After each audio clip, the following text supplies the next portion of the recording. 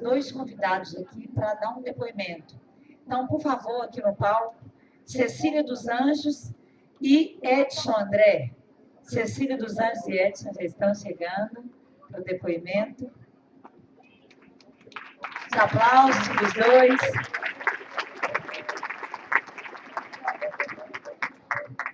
Bom dia. Primeiramente, expressar a minha felicidade de estar aqui com vocês.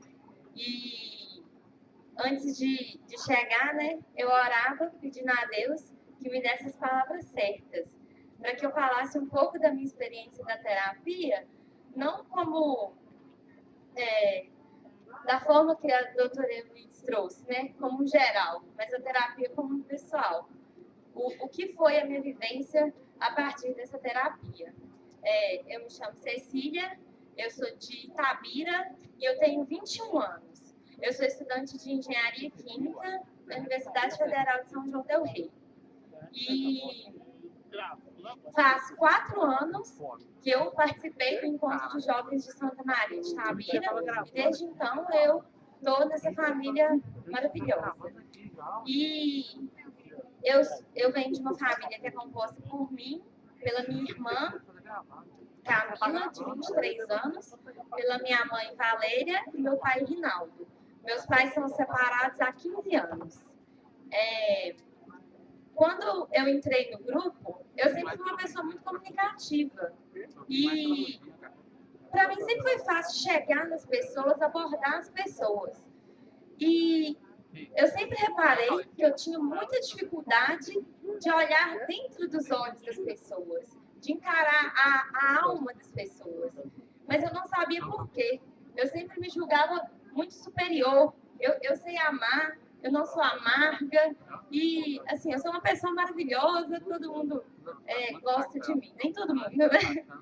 Mas eu sou uma pessoa que sei lidar com as pessoas. Eu não preciso fazer cerimônia. E a partir da minha vivência, né, eu fui batizada aos 18 anos, na Igreja Católica. Fui batizada, eu não era batizada, nosso batismo é único. Eu fui batizada aos 18 anos por uma escolha minha, que os meus pais não eram católicos. Então, depois que eu fiz o encontro, eu fiz a escolha de seguir a Igreja Una, Santa e Católica. E essa vivência me mostrou que eu queria mais. Por que eu quis o batismo? E eu busquei também a comunhão. E a 15 de janeiro de 2012, eu recebi o sacramento da Eucaristia. A minha primeira Eucaristia foi no dia 15 de janeiro de 2012. Fica muito forte para mim. Que antes de eu vir aqui, eu passei ali na capela, visitei Jesus um pouquinho e senti muito forte a Eucaristia dentro da minha vida. E eu descobri na minha terapia por que eu sou tão ligada assim com o corpo de Cristo. Na oportunidade de fazer terapia, a gente realmente descobre, não por inteiro, o significado da palavra amor. Porque a partir da terapia, você vê alguns pontos, não todos, que te prejudicam, né? Que te alavancam para trás. Mas não significa que você vai mudar a partir daquele ponto. Eu enxergo a terapia como uma porta de melhora. Que essa porta é apresentada a você. Mas você só abre se você quiser. Você só entra nessa porta se você fizer a escolha que você quer mudar. E eu sempre tive muitos problemas com a minha irmã, não, às vezes de relacionamento, né? Coisa de irmão. Mas eu sempre, às vezes, me perguntava muito, né? Por que a gente é assim? E a primeira cena que eu vi na minha terapia foi a minha irmã brincando comigo quando eu tinha 6 meses. Então, era uma cena que não lembrava, né? E foi uma cena muito forte para mim. Eu estava dentro do berço e ela já com dois aninhos e pouquinho, e ela olhava assim para mim, ela balançava a cabecinha, pegava a mãozinha, passava no rosto, aí ela estava com um biscoito na mão, ela tentava me dar o biscoito, né? E assim, foi uma cena muito forte para mim. Eu acho que assim, é uma cena que eu nunca vou esquecer. É minha irmã brincando comigo, quando assim, eu nem entendia direito, né, qual era a influência dela na minha vida. E depois, né, quando eu fui voltando, e eu vi o tanto que eu era especial, até o tanto que eu era esperada na barriga da minha mãe. Quando minha mãe estava grávida de mim, aos 4 meses, quando ela estava na cozinha, ela olhou para o lado e quando ela viu, meu pai estava segurando a minha irmã bem pequenininha, né, aprendendo a andar. E minha mãe se orgulhou daquilo e minha mãe abaixou e minha irmã andou até os braços dela. E essa hora, na minha terapia, eu vi muita luz. E a minha terapeuta perguntou, mas quem que tá aí com sua mãe? O que você sentiu? Que minha mãe tá orgulhosa da minha irmã. Mas sua mãe tá orgulhosa mais de quem, né? Assim, de mim também. Qual que é o pensamento da sua mãe? Assim, que orgulho das minhas filhas. Assim, mas por que minhas filhas? Ela sabia que você era menina? E naquele momento eu havia mostrado, né, através de um gesto que eu fiz para minha mãe que eu era menina. E foi uma cena muito linda, que eu vi minha mãe envolta com o manto de Nossa Senhora de Aparecida. E Nossa Senhora estava atrás, assim, minha mãe abraçando minha irmã, que ela tinha acabado de pegar, e eu toda esticadinha no útero, mostrando que eu também tô aqui, eu sou menina, eu sou igual a vocês. E meu pai se enchendo de orgulho. E a cena, para mim, que fica mais forte da minha terapia, que meus avós paternos são evangélicos. E quando minha mãe estava grávida, minha avó colocou a mão na barriga da minha mãe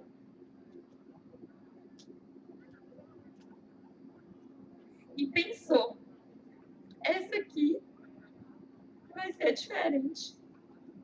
Porque ela vai viver Cristo na Eucaristia.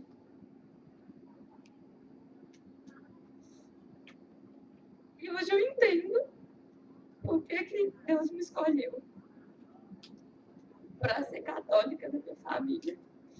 Porque não é uma coisa só minha, porque eu sei que através da minha Eucaristia eu levo Jesus para toda a minha família. Eu levo Jesus sempre que eu rezo, eu levo ele para toda a minha família. E eu glorifico muito a Deus por ter me dado a oportunidade de me conhecer um pouco mais e conhecer o que é realmente esse amor de Deus. Durante minha terapia, Nossa Senhora ficou muito forte, ela apareceu muito, assim, em muitos momentos, e eu vejo, assim, que é coisa de Deus mesmo. Eu nasci para ser católica, eu nasci para ter Nossa Senhora em minha vida, mas eu nasci, acima de tudo, para viver Cristo na Eucaristia. Isso é o que fica mais forte para mim.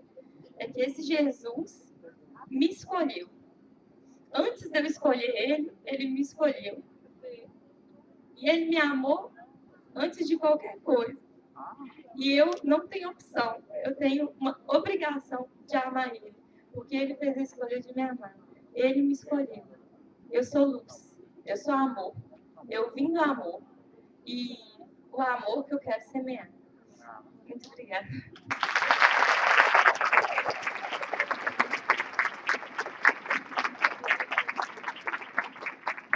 Bom dia. Então, eu sou Edson André, tenho 25 anos, sou natural do estado de Pernambuco, uma cidadezinha do interior chamada Afogados da Ingazeira. Nome bacana, nome bonito. Hoje sou estudante de filosofia e membro da Família da Esperança. essa alma que dá vida, que leva para frente as Fazendas da Esperança no Brasil e no mundo. Né? Cheguei na obra da Família da Esperança há 5 anos atrás, né, de 2009. Né? E quando me surgiu a proposta de partilhar com vocês quais são os sinais de Deus amor na minha vida, de Deus Pai na minha vida, e depois da experiência da ADI, eu ficava me perguntando qual caminho eu devia seguir, né? E quero assim, lembrar daquilo que o Padre Cleverson dizia ontem, né? O grande e primeiro sinal de Deus amor na minha vida foi a minha família. Meu pai, minha mãe, meu irmão e minha irmã. Esse foi o primeiro sinal, porque eu agradeço muito a essa estrutura que eu tive em casa e que me deu condições de ser aquilo que eu sou hoje, aquilo que hoje eu carrego em minha história, em minha vida. Né? Depois, outro momento que eu me senti, que eu sinto que foi um momento de Deus amor muito grande na minha vida, foi quando, no meu coração, na minha vida, surgia o desejo de ser padre. Com 11 anos de idade, eu começava a sentir dentro esse impulso, essa força que me convidava a ir para o seminário. Não entendia muita coisa ainda, não sabia muita coisa, mas sabia que esse Deus de amor me convidava e me fazia esse convite. Então, fiz toda a preparação vocacional, encaminhei tudo que precisava fazer, e aí, com 17 anos de idade, eu entro no seminário para me preparar para ser padre. E eu digo assim, foi um momento de muita alegria, porque eu fiz meus estudos, construí minha vida, minha adolescência, o começo da minha juventude, tendo isso em mente, né? E o dia que eu entrei no seminário foi um dia de muita alegria. Eu falo assim que o seminário foi uma experiência que Deus colocou na minha vida necessária, porque lá eu experimentava aquilo que a doutora Eunice falava ainda há pouco na palestra, né? Parece que todos os meus traumas, todas as minhas dificuldades, todas as minhas dores ficaram mais afloradas dentro do seminário. E eu comecei a experimentar um vazio existencial tremendo. Aquela luz que me chamava para ser padre, para doar minha vida inteiramente a Deus, já não fazia mais sentido, né? Aquela fé que tinha chamado a minha atenção, que tinha me feito deixar pai, deixar mãe, deixar tudo, já não falava mais no meu coração. E aí, o primeiro desejo que eu tinha dentro era de largar tudo e construir minha vida como todo jovem, eu pensava, constrói. Livre, sem depender nada de ninguém, sem falar nada para ninguém, mas levar minha vida adiante livre, sem peso de consciência. Esse era o primeiro desejo que eu tinha no coração. E eu agradeço a Deus porque o amor dele é tão grande que colocou uma pessoa muito especial na minha vida, que foi o meu bispo. Eu considero o pastor, um dos pais da minha vida, né? Porque eu chegava até ele, falava dessa dor que tinha no coração, desse sentimento, né? Falava desse sofrimento que passava, e ele falava assim: André, nós acreditamos em você. André, nós acreditamos na sua vocação. Aquilo soava muito forte dentro de mim, né? E aí eu escutava aquilo que ele tinha para mim. Ele falava: olha, dá um tempo, né? Espera um tempo, mesmo você estando no seminário, espera um tempo, porque nós vamos pensar naquilo que é melhor para você. Eu entrei no seminário em 2008, em meados de 2009, surgiu a proposta de vir fazer a experiência na Fazenda da Esperança. Né? E aí saí do estado de Pernambuco, direto para São Paulo. Minha primeira experiência fora do meu estado. É uma experiência que desafiou. A princípio, mas o que tem a ver o desejo de ser padre com uma clínica de drogados? Essa era a primeira intenção, esse era o primeiro sentimento que havia no coração. Então eu resisti a isso, né? E aí quando eu vou falar com um padre, grande amigo, reitor do seminário, ele fala assim: André, se você acredita que o seu chamado é divino, é de Deus, vai em busca dele nos confins do mundo. Hoje, Deus te convida a estar na Fazenda da Esperança. Então viajei cerca de 3.000 quilômetros, lá de Pernambuco, até o estado de São Paulo, para fazer essa experiência na Fazenda Esperança. Quando chego lá, eu entendo o que Deus preparava para mim, porque eu cheguei cheio de preconceitos, cheio de medo no coração, porque, afinal de contas, eu ia morar no meio de um tanto de drogados. E a imagem que eu tinha é que era bandido, era traficante, era isso, era aquilo, era... Né? Mas cheguei, e me surpreende, porque quando eu chego, um grupo de jovens me acolhe, tomam minhas malas, revelam um grande amor por mim, me apresentam a casa que eu vou ficar, a cama que eu vou dormir, o guarda-roupa que vai ser meu, né?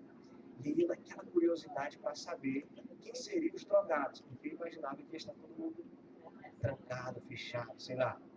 Minha cabeça eu tinha. E eu perguntava para um deles, olha, cadê os drogados? Cadê os dependentes químicos daqui, né? E aí um deles falava assim, somos nós. Somos nós. Né? Naquele momento começava a acontecer uma revolução no meu coração, porque eu, um jovem, me preparando para ser padre, para me doar completamente a Deus, nunca fui capaz de fazer um ato de amor sequer pelos meus irmãos, pelo meu pai, pela minha mãe, para aqueles companheiros de seminário, né? E ali, um dependente químico, um drogado, um cara que estava na lama, na pior, carregava minhas malas, arrumava minha cama, arrumava meu guarda-roupa e me acolhia com um carinho imenso. Com um carinho imenso. Eu cheguei na fazenda, sofrido, doído, angustiado. E aí eu olhava para aqueles meninos e via uma imensa alegria no olhar deles, na face. E eu ficava dizendo, mas eu quero viver igual, eu quero ser igual. Eu quero sentir essa alegria que esses jovens sentem. O que eles fazem de tão especial que nos fazem felizes e eu não consigo sentir essa alegria sendo que eu busquei Deus toda a vida, né? Desde os 11 anos de idade. E aí eu entendi e percebi que todos os dias havia um quadro na parede em que esses jovens colocavam uma palavra do Evangelho, uma palavra da Bíblia. E aí o esforço era durante o dia colocar em prática essa palavra. E chegava à noite, esses jovens partilhavam as experiências. E eles diziam, eu fiquei feliz porque eu lavei a roupa do companheiro. Eu fiquei feliz porque eu arrumei a cama do irmão de quarto. Né? Eu fiquei feliz porque eu fui lá, o cara me agrediu, falou mal de mim, mas pedi perdão, recomecei. E eu falei, não, aqui está o segredo. Aqui está o segredo. Naquele mês, a palavra que era proposta para nós na fazenda era fazei para vós bolsas que não se estraguem, um tesouro no céu que não acabe, ali o ladrão não chega, nem a traça corrói. Olha, eu sempre fui um jovem que busquei aquilo que queria, um seminarista muito bom. Então quando cheguei na fazenda, cheguei com 3 malas, uma pilha de camisa, uma pilha de roupa, celular, câmera digital, tudo aquilo que eu tinha construído materialmente falando e que significava o meu apego, o meu coração. E essa palavra, fazer para vós bolsas que não se estraguem, um tesouro no céu que não acaba, me incomodou. Porque eu abri o guarda-roupa e via que ali estava o meu tesouro, o meu coração. E aí, certa noite, depois de escutar essa palavra martelar meu coração, martelar minha mente, eu comecei a distribuir aquilo que eu tinha juntado toda a vida. Toda a vida. E alguns meninos diziam assim, o padre ficou louco, né? Porque eles me chamavam de padre. Eles diziam, o padre ficou louco, o André ficou louco, né? Está distribuindo tudo. Sei que fiquei simplesmente com aquilo que iria precisar para viver o dia a dia na fazenda. Né? Isso aconteceu na tardezinha e no outro dia eu acordava com alegria, com liberdade, com espontaneidade que nunca eu havia sentido. Nunca. Depois dessa experiência eu fui capaz de lavar a roupa daqueles companheiros da casa, inclusive lavar as cuecas, lavar aquilo que causa repugnância, que às vezes causa nojo, né? Fui capaz de pedir perdão, mas eu, seminarista, me preparando para ser padre, pedir perdão ao dependente químico, né? Então, quantas experiências eu fiz nesse sentido que foram tocando meu coração. Depois de 4 meses na fazenda, eu tinha encontrado aquilo que tanto buscava, que era exatamente esse amor. E cheguei à conclusão, né? Porque eu toda a vida me esforcei para ser padre, né? Os meus estudos, o meu fundamental, o meu ensino médio, né? O curso técnico que comecei a fazer antes do seminário, tudo era pensando no seminário. E aí fiz essa grande descoberta, porque eu lutava para ser padre, queria ser padre a qualquer preço, mas esquecia daquele elemento essencial que a doutora falou tão bem para nós. Né? Queria ser padre e esquecia que a primeira coisa na vida, o elemento mais essencial é amar. E naquela experiência na Fazenda Esperança, eu fazia essa descoberta. Eu precisava simplesmente amar para ser feliz. Não precisava esperar ser padre, conseguir grandes coisas, né, para ser feliz. Simplesmente o fato de amar me fazia muito feliz. Depois de 10 meses na fazenda, surgiu a chance, a oportunidade de fazer a terapia da ADI. E eu falo que foi também um grande sinal do amor de Deus na minha vida. Porque tantas coisas, tantos sofrimentos, tantas mágoas que eu tinha no coração, uma grande dificuldade com meu pai. É tanto que, durante esse tempo que eu fiquei na fazenda, quando eu escrevi as cartas, eram sempre endereçadas em nome da minha mãe. Depois que eu fiz a DI, eu me dei conta que eu nunca escrevi uma carta endereçada a meu pai. Vou explicar para vocês por quê. Né? Eu sempre tive esse registro muito forte de que eu não dava conta, de que eu não conseguiria, de que as coisas eram sempre muito difíceis. tinha essa sensação de que havia algo dividido entre mim, porque eu tinha o desejo de ser padre, ao mesmo tempo o mundo me chamava, me convidava, e havia essa confusão tremenda dentro de mim, né?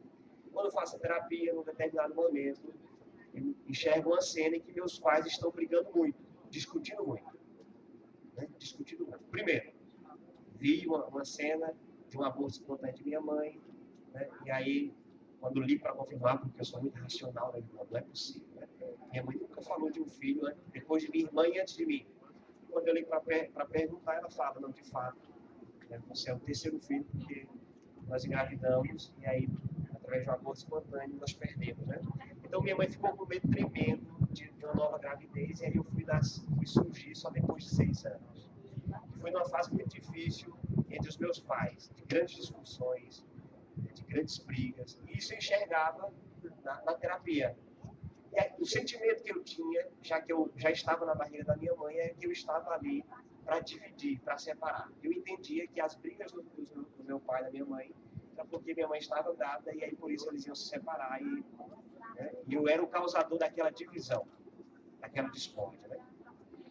Só que com a ajuda da terapeuta, eu fui fazer essa descoberta, né? Porque quando a minha mãe dava notícia para o meu pai de que estava grávida, o casamento que de fato estava prestes a se separar, isso contado por minha mãe, o casamento que de fato estava prestes a se separar, por causa daquela gravidez, o meu pai toma a decisão de ficar mais um tempo em casa. Por causa de mim, que estava no ventre materno. O meu pai toma a decisão de não se separar da minha mãe. E aí a imagem que eu gravo é exatamente essa. Eu vim para unir. Eu vim para ser sinal de unidade. Eu vim para fazer com que meu pai e minha mãe não se separassem. É tanto que eles já estão juntos há quase 30 anos. Né? Até hoje, quase 30 anos. Outro fato muito bonito da terapia foi quando eu enxergava a minha missão. Né?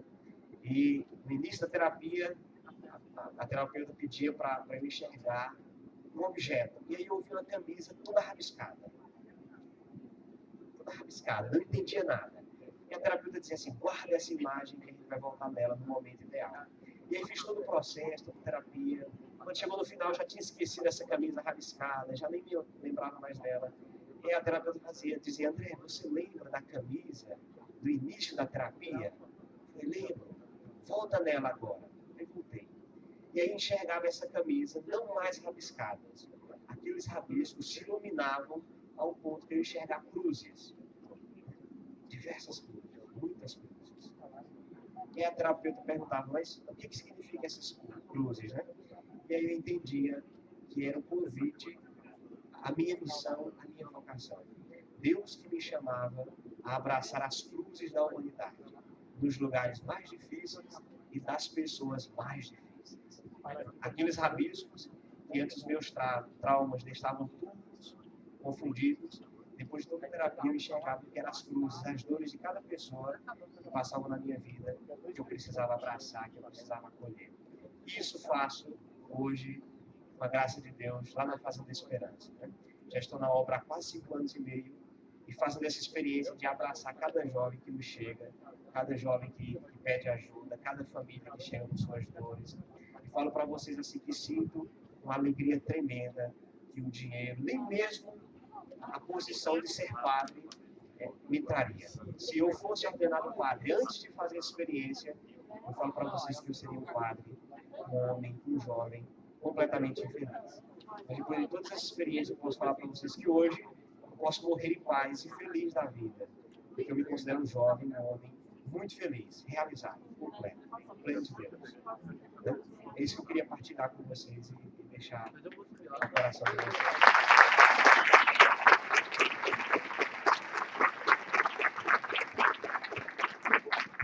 Trouxeram este livro, né? A doutora Elisa esqueceu de falar, mas nós temos um livro que conta a história, a biografia da doutora Renate. Belíssimo, belíssimo. Eu sou privilegiado porque as entrevistas que o Padre César fez com a doutora Renate, eu transcrevi.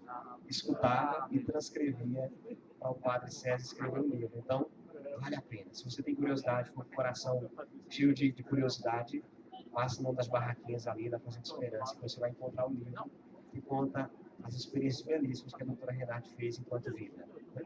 E, consequentemente, depois morte, porque os frutos sempre vêm. Obrigado, bom dia.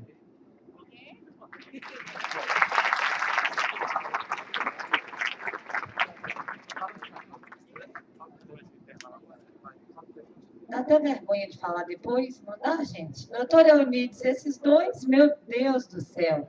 Obrigada, e a Cecília e o Edson, e o Edson André. Agora eu achei essas palmas muito fraquinhas, vocês não acharam? Não. Uma salva de palmas para os três. Isso! Que decidiram mudar o rumo da vida deles, decidiram dedicar essa manhã aqui com a gente. Foi maravilhoso, bom demais.